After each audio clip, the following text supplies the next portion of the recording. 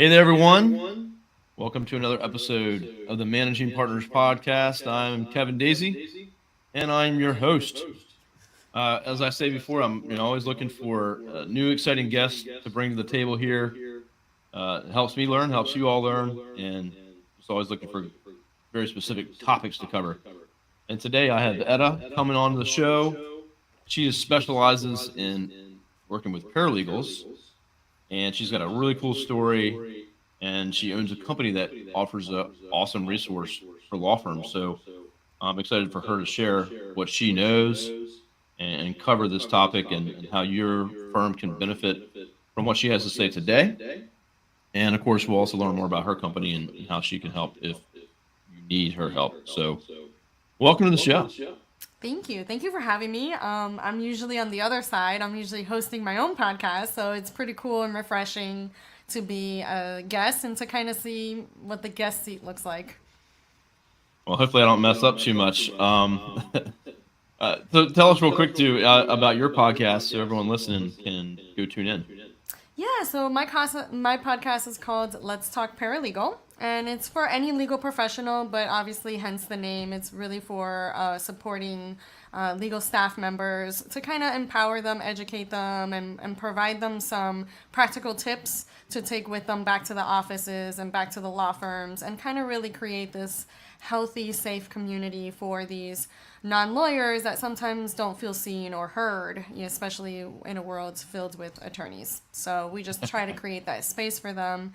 Obviously, we do have lawyers and everyone guest on the podcast because we like to have all different types of perspectives.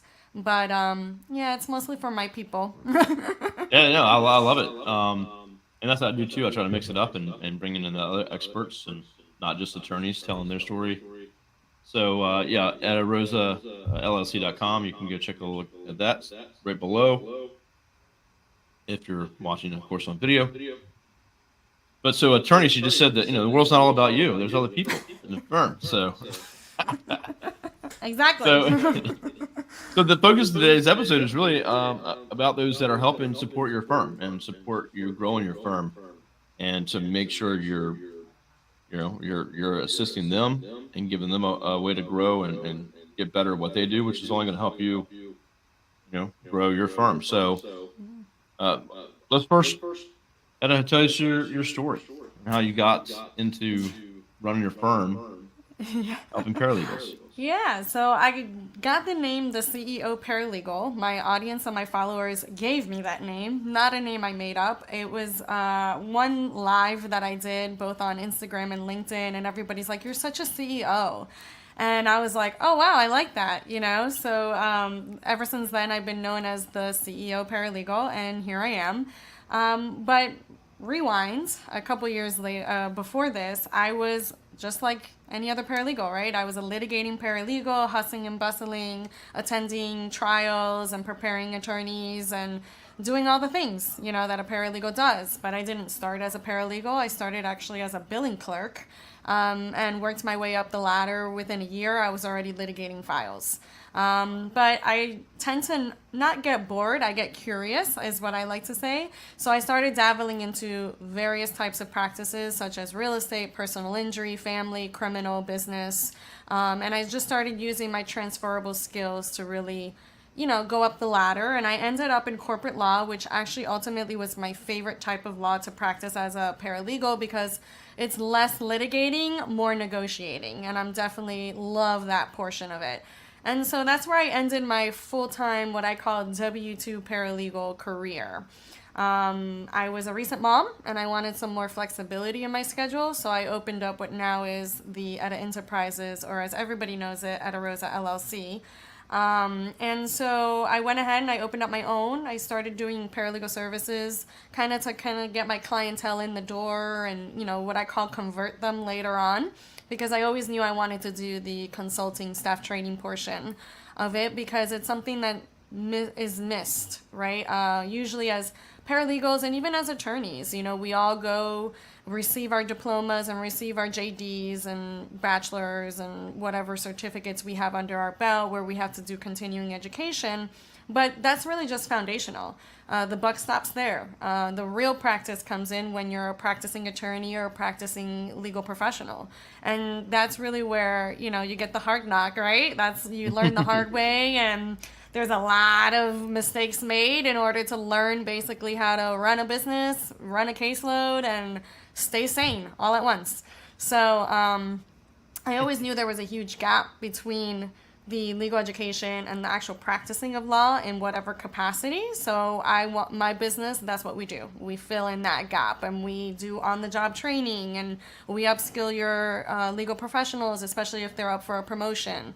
That's definitely a great way to utilize our services. Or if you just onboarded somebody and you just literally do not have the time to train them on your process, or if you don't have a process, we create one for you, or we enhance it, or whatever.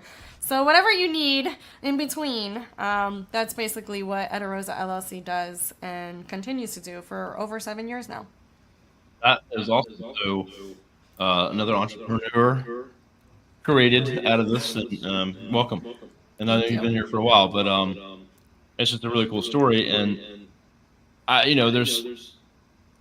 talk to attorneys pretty much all day, and there's lots of masterminds and groups and podcasts and learning events and conferences and all this stuff. I'm very exposed to that for attorneys. Yeah. And I've really not seen much. Maybe I just haven't investigated, but for all the other staff at the firm or the legal, the paralegals, they need support. They need training. They need to be better. And if they can be more efficient at your firm, having a few go versus a massive team of them. So, really putting some attention to that, and that's what you guys specialize in. So that's really cool. Yeah, we do a lot of team building exercises when there's like lack of motivation, or like a few red flags, right? For those of you that are trying to wonder like where we fit in, is basically I like red flags.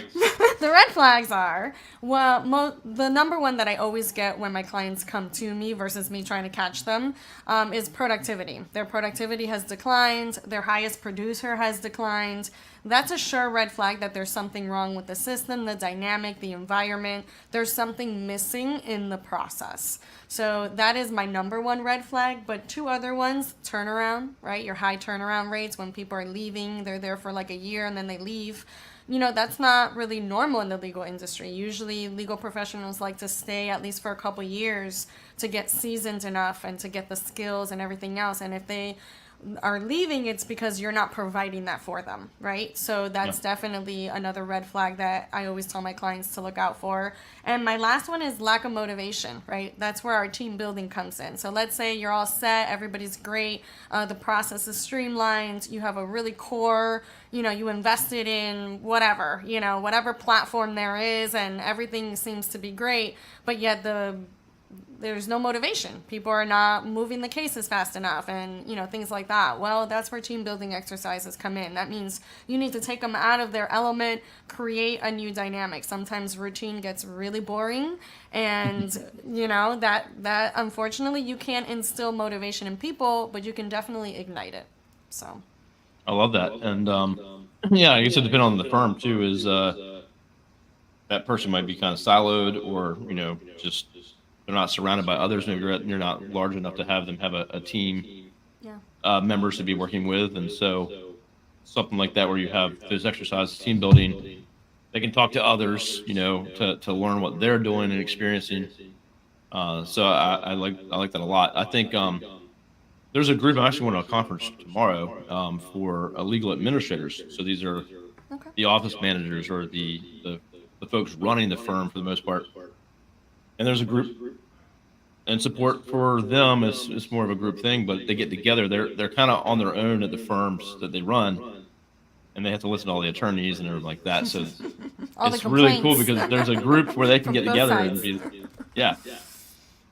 So and that's I think it's Association of Legal Administrators, but it's just it's a group, right? They don't provide any of the stuff that you're talking about. But support groups are great, right? And they're great to vent. I always say they're amazing therapists, for free, that you don't have to pay like $100 and something an hour for. But, we're all about solutions, right? Like, we can talk about problems all day. And I had a wonderful manager that till this day we stay in communication because he made such a big impact in my career, but also in my personal life because I was able to implement that. And we need more managers like that. And so he would always say when we got into the room, be ready. Pen and paper, like, I need you to be ready. Always be ready, right? Like, he wouldn't call us into a meeting or anything unless we were ready. So 2 things he taught me was always be ready and prepared. And the second one is come with me with solutions. It's okay that you want to vent and give me problems, but how can we solve them? And so those 2 things I've taken on with me. And if it wasn't really for him, and I was going through a rough patch in my career during that time too, so it came at timing is everything, where I was able to receive that information a lot differently versus others around me. And ever since he did that, I became a supervisor. I was supervising 30 people because I was able to really take on those 2 things and make it my own, right? So he ignited that motivation. And I was like, man, if there was only more people like this, right, that could do that to more people. Because what happens is your support staff are the ones that are really cultivating the culture and the environment, right? They're the ones that are trendsetters. They're the ones that the client is most likely going to speak to 90% of the time. So if they're not at their best, regardless, there's going to be days that they're not going to be. We're human, we're not robots. But consistently at their best, right? Then that's a problem. That's a business problem. That's a productivity problem. That's a bankruptcy problem, because if they're not making money moving the cases, you're not going to get any money. You're not going to get those good reviews and those references and referrals and all the good stuff that you want. So, start investing in your staff. You gotta, they're not your children, right? So yes, you can give them a paycheck, but sometimes that's not enough. Sometimes you have to provide them with the correct tools and on-demand training and, team building and all that stuff. Because if you're required to provide certifications, like let's say it's a requirement for your firm that they be certified by NALA or any other, legal professional certification, or even the local bar, well, what are you doing to finance that? That costs money. That's not free. You didn't invest in that education in the first place, but yet you're requiring it. So you got to kind of see the coin, from both sides, right? Maybe not have to pay for them, but provide them with extra days so that they can go to conferences and attend conferences to create those, to get those CLEs. Or give them some time, right? Hey, instead of a 1-hour lunch break today, I'll give you a 2-hour lunch break paid so that you can go and attend this, lunch hour CLE. Little things like that. Or bring the CLEs to them, right? Get an on-demand CLE company like My Law CLE is great. NALA provides them as well. These companies that are out there that you can have that moment, right? And it's not that costly. So understanding that your requirements come with a cost as well. Understanding that if you don't have a streamlined process, there can definitely be inefficiencies within that process that you don't know about because you're up here. You're not really working day in and day out. You're focused on strategizing these cases, bringing in more clients, marketing the firm, which is where Kevin comes in and his company. All these things that come with running a business. You're focused on the entrepreneur lawyer side, while your staff is here trying to create that dream for you, right? Make that dream a reality. So what are you doing for them, right? When you're so focused up here, what are you providing for them as well? What are those benefits outside of health benefits and all the other things that come with just being an employer, right? They're more than just basics. Your employers. Yeah. No, I love it, and you're spot on. I think our staff, my staff, or a law firm, if you're watching your staff. That's your brand, your culture, your marketing, the client experience, all that is happening through everyone in your company, right? You're not just the only person that's representing your brand and your firm. And so if that's not going well, it also affects your culture and new employees you hire. Imagine you hire a new employee and then they meet this one person in your team that's just not motivated, they don't want to be there, they're not organized. They take that person that you just hired down real quick, right? Yeah. Or that person might not want to work there after they met some of the staff. So it's very important to have stuff in place for this. And it sounds like to me what you're saying, that is like a lot of this is process. Like, what's the process for paying for certifications, or do you have an allotted budget per person? What does that look like? And that should be well defined. And as you're hiring, that can be very clearly stated that, hey, we offer this here. We want you to succeed. We want to know what your goals are. Is this a position you want to stay in, or are you aspiring to do more? You need to figure all those things out for every single person. Especially if it's a paralegal that's looking into law school. That's definitely something you want to know. I mean, how many attorneys are looking for associates, right? Or law clerks or whatever it is because they're trying to fill up their caseload. Well, if you already have someone within the law firm that you know that their work ethics is, they're responsible, they're productive, they're all the things, and they're looking into going into law school later on, I mean, those are things that benefit you at the end of the day. You can promote them later on. They can become an associate. And it's not a double-edged sword. It's just two sides of the coin. So now this person's like, oh, wow, they really care that I want to go to law school. I may have a possible opportunity within this firm. So yeah, this is a firm I want to stay with long term. So you don't have to worry about it, right? Because we all know that the average cost of an employee is anywhere from $10,000 to $11,000, and that's just being conservative, right? It usually costs 6 months of employment benefit and income to replace one employee. So at the end of the day, if you look at the numbers, they're not going to add up. It might as well just invest in who you have now, make sure they're worth the investment, of course, but invest in who you have now so that later on it can benefit you as well, right? I mean, it's just a business, we would think, business 101, but it really isn't. We don't really think about it that way, No, it's not. There's, I know lots of businesses that they don't have those things in place. A majority. I want to say a lot of guests I've had on here, I think they have that figured out, but that's why they're a guest on my show, because they figured it out. But for those firms there's small firms, ones that just started, ones that maybe are few in the business, they probably haven't done this because they haven't had to, and they're still figuring things out. But even if you're starting out or just been a few years in business, start doing what you can, right? When you hire your first employee, you might not have full benefits, right? New people. Those are things you have to work through. But some of this stuff you can start to put in place. We want to make sure that you are going where you want to go and you learn what you need to excel here. And that way they want to follow your vision and your mission of your firm.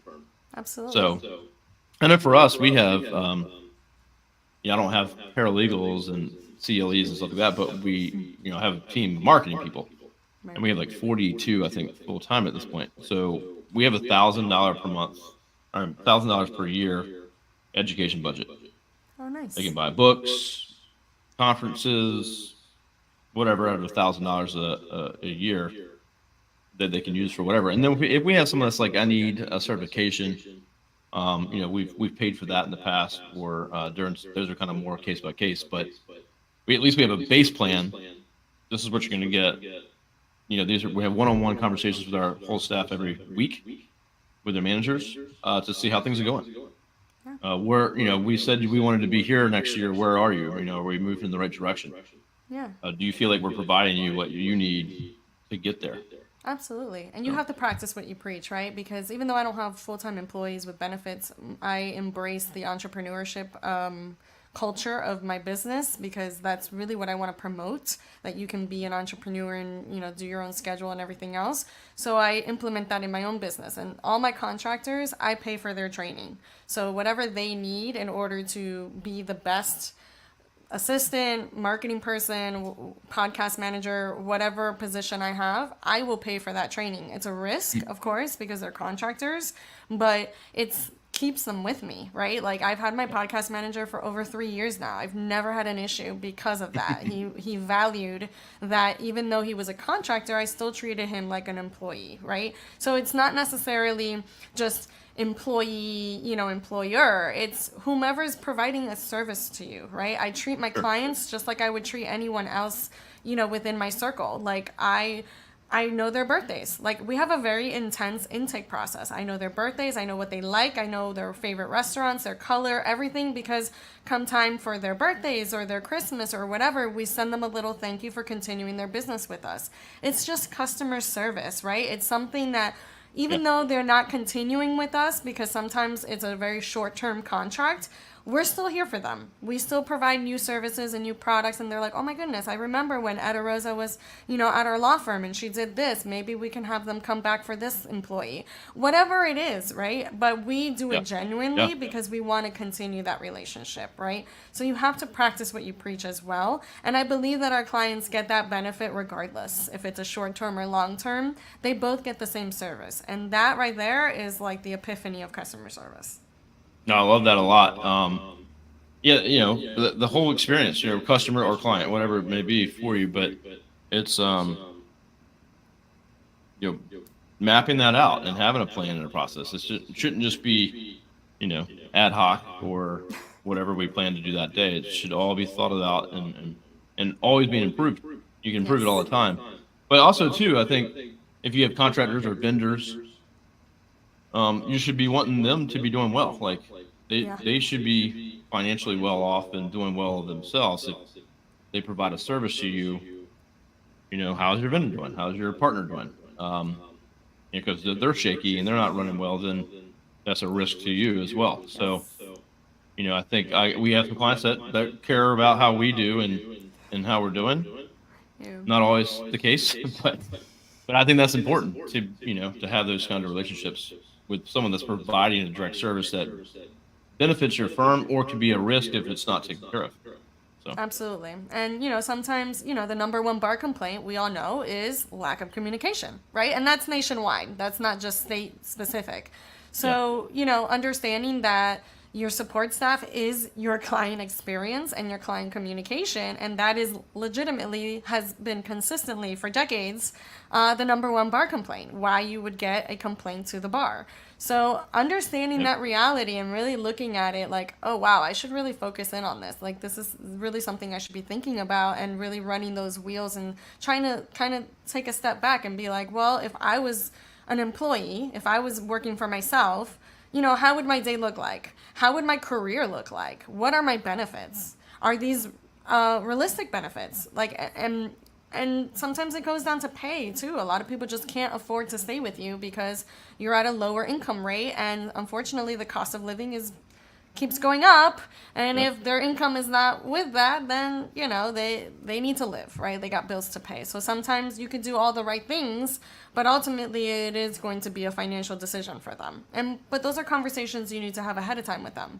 Are you planning on having a family? Are you planning on moving? What is your lifestyle? What's your ideal? Those questions that are personal but not so personal, because they're really like, I need to know, like I need to see where this relationship's gonna go, because at the end of the day, the same way you want your clients to come in and feel welcomed and feel appreciated, well, I mean, you should have that same mindset with your employees. 100%. I love it. So I guess speak a little bit towards staffing and what that kind of is for like a law firm. And I assume a lot of firms maybe they don't do that. They've never tried it. Maybe they've never seen if there's another resource to find some of the staff, especially if they get a lot of cases or they have a massive influx. Right. So kind of maybe go kind of over what that process is like, and then maybe we'll just touch on some training. And kind of what that looks like. Staffing is important. You just have to know what type of staff you need, right? So if it's just an influx, it's not normal for your company, I suggest you do not hire a full-time person. Whether it be part-time or contract, freelance, whatever it is, maybe you need to do that, or temp to hire, but don't make it to the point where you're establishing that long-term relationship with someone that you yourself do not know it's going to be long-term. Like, don't be setting expectations that are unrealistic at this point. So don't set yourself up for failure. And then I understand that sometimes part-time and temp mindset is a little different, right? Because then they may not perform as much, but being real with them, right? Setting those expectations. Again, it's all about setting the expectations up front. Hey, listen, we have a huge influx of cases right now. We're changing, we're adding this department, but it's not something that we always do. Really setting that picture and having that communication, you'll find the right person. Because maybe somebody's just trying to find a part-time position because they're a mom or a dad or a parent and they want to be home with their kids, but yet still bring in money because daycare is expensive. So maybe you'll find that person that maybe doesn't want that long-term, but maybe later on does because the children are now in school. So, there's a lot of conversations that can be had during the interview process that can alleviate the turnover, the quitting, or the quiet quitting, or whatever, all these beautiful terms that we have now. But understanding the reality, right? We're all human. Let's just talk about it. Let's talk it through. Let's be just real and have those true professional and polite and prompt conversations, the 3 Ps. And understand and establish that from the get-go, right? Like, why are we not doing that? Why are we not saying, hey, listen, I really want to be an attorney eventually. I already started looking at law schools and, this is my next step. Or in the turn, it's like, well, we only really need a part-time person because fill in the blank. Or maybe somebody's on FMLA, right? And they just need you for 3 months.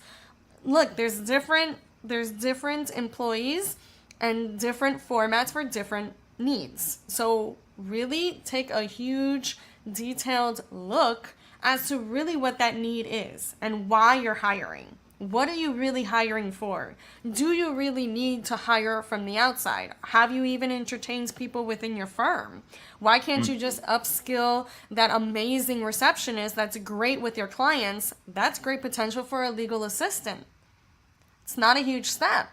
Okay, well, you have a legal assistant, but you need a paralegal, but this legal assistant has been with you for years, already knows the system, already knows, the clients and everything else. Well, what's holding you back from promoting them to being a paralegal and just onboarding another legal assistant? So really understand your dynamics, right? Understand your people, get to know them, get to know your bottlenecks, get to know your business as a business versus as just filling in the blank.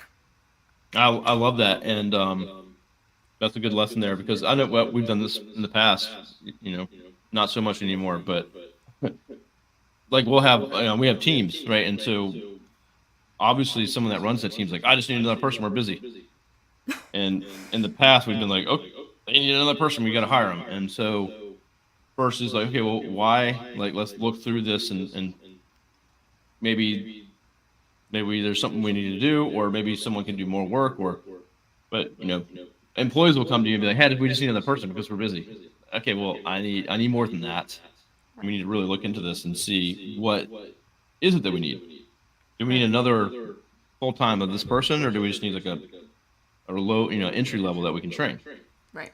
And there's just lots of different dynamics, like you're saying, but I think understanding why you need it, do you even need it, looking within, always want to promote within if you can.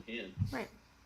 And I think that promoting within right there is a game changer because then that sets the standard, right? And that sets the culture that you want, right? Because if you want to keep them long term, well, you got to give them a road long term. You got to give them a long term road because if not, then they're going to just think that they're short-term there. They're going to have a short-term mindset. They're going to have a short-term productivity level. So you got to give them something. You got to give them hope. You got to give them signs. And if you're not having these conversations, like imagine, and this has happened here where we have to bring in someone above someone because we're just at that new level that we've never been to before. And so we have to bring some, but if you don't go to that person and say, hey,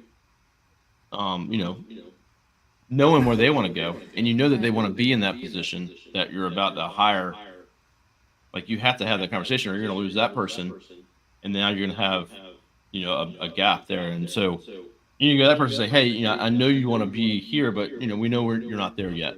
We want to get you there, but we have to bring in someone that's got this expertise now. Yes. So you have to be able to have this conversation. If you surprise them with a new hire that now manages them or whatever, or more. And then on top of that, the worst part is you're having to train them.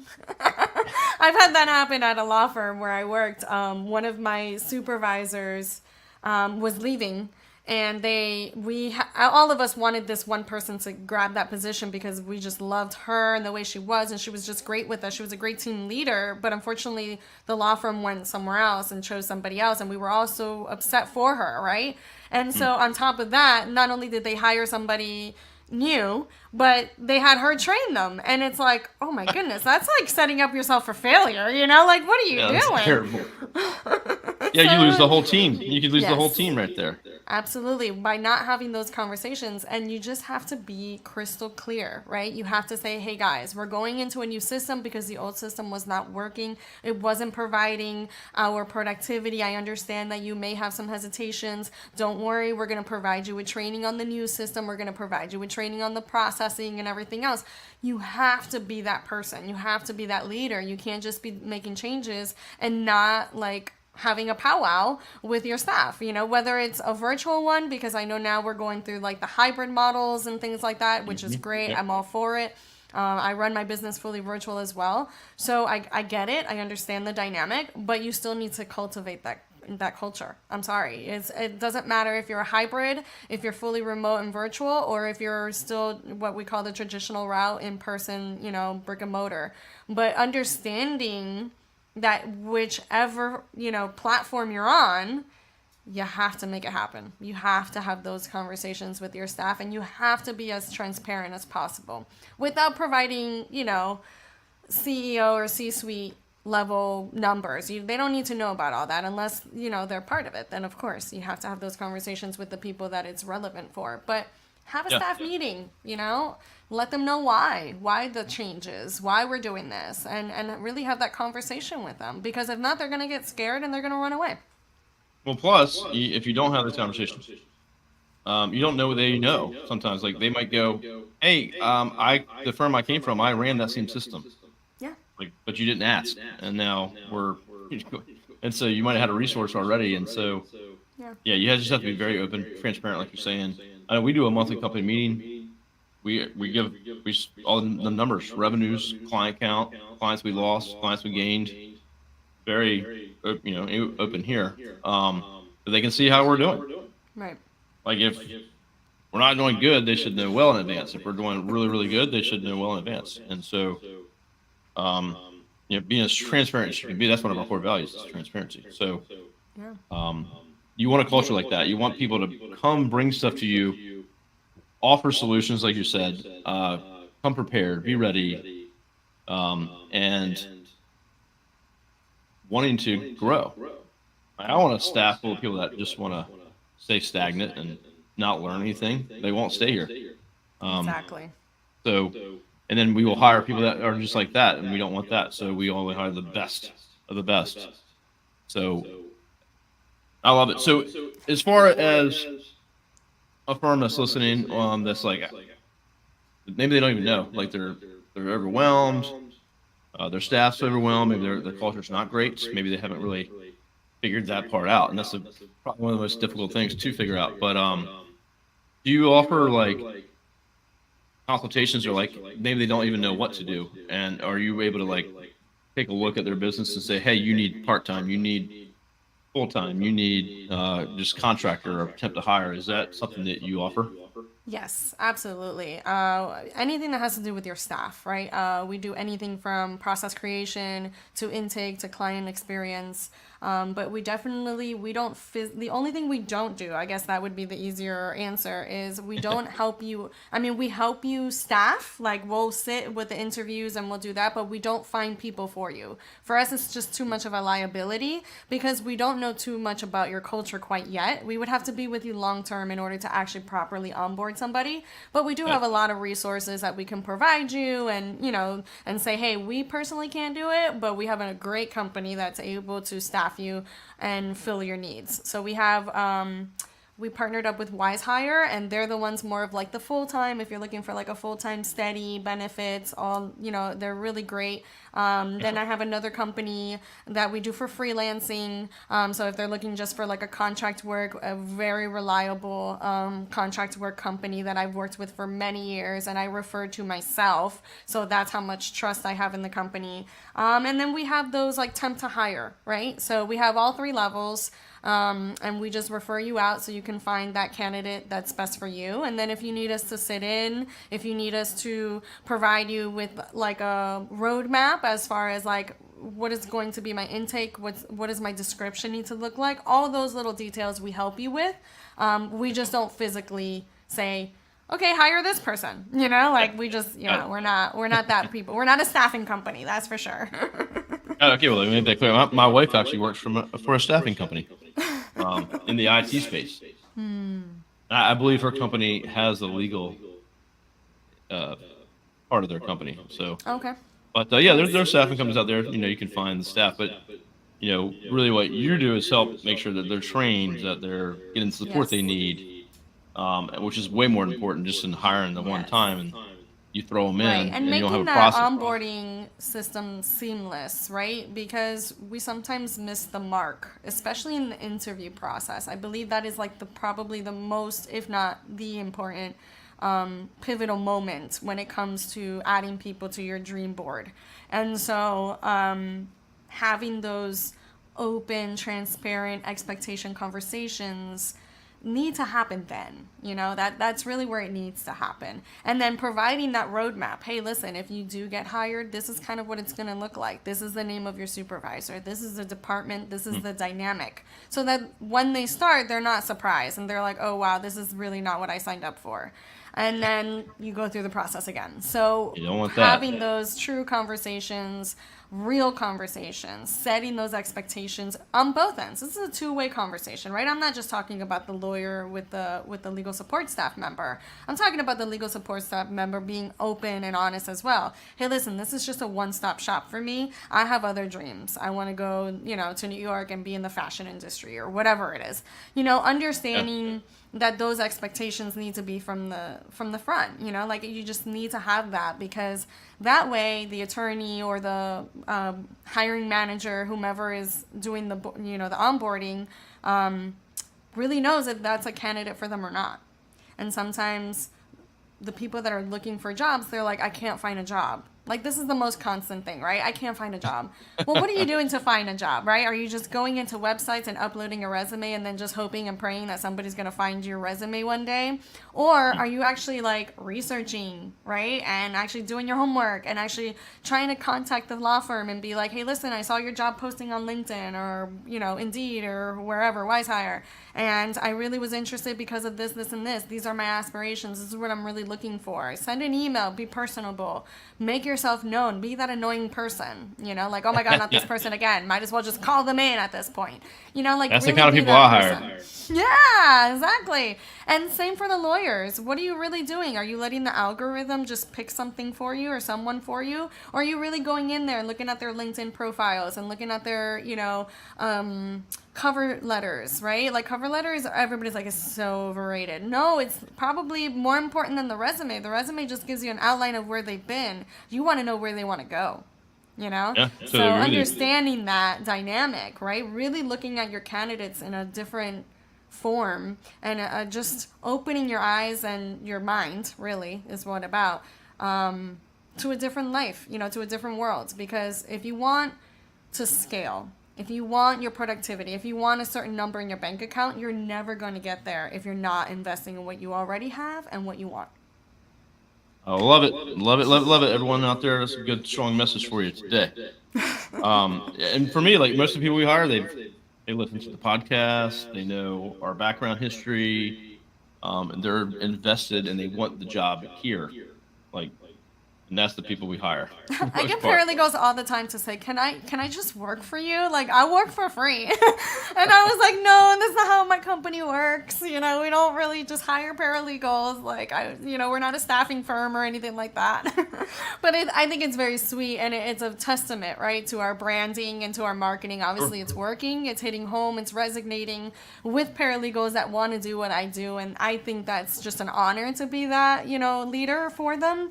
But unfortunately, we're just not quite there yet, where we could just start, hiring paralegals and having them do what I do. But for sure. But when hiring, they should have done some research into your law firm, right? They should be familiar with what you do. They should want to be there if it's a full-time, long-term position. Absolutely. But I love what you said about asking them in the process, like, where do you want to be? Because we usually just focus on the job. Can you do this job? Yes or no? Okay, good.